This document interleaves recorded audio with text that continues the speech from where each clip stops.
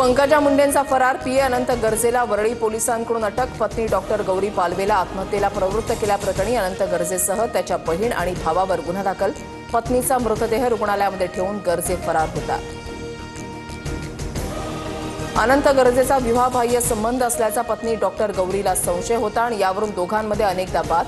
तर नणंद शीतल आंधळेही गौरीला मानसिक त्रास देत असल्याचा आरोप। कौटुंबिक वाद आणि छळामुळे गौरीनं आत्महत्या केल्याचा कुटुंबियांचा दावा।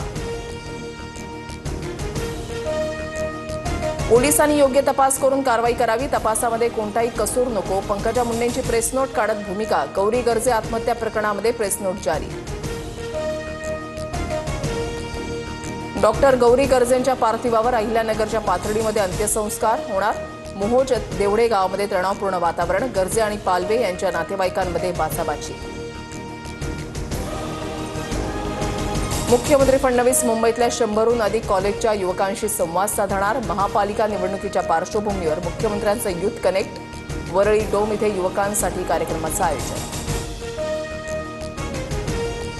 मवियासह मनसेचं शिष्टमंडळ आज राज्य निवडणूक अधिकाऱ्यांची भेट घेणार। नवीन मतदार याद्यांमध्ये घोळ असल्याचा विरोधकांचा आरोप।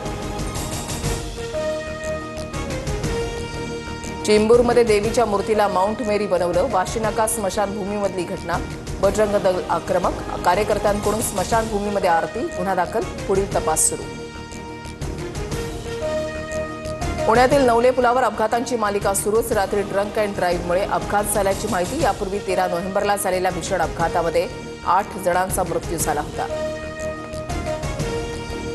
नाशिकच्या तपोवनमधील झाडांच्या कत्तली प्रकरणी आज सुनावणी। झाडं तोडण्याबाबत आतापर्यंत 900 हरकती। कुंभमेळ्यासाठी येणाऱ्या साधू महंतांची व्यवस्था करण्यास काही झाडं तोडण्याचा निर्णय।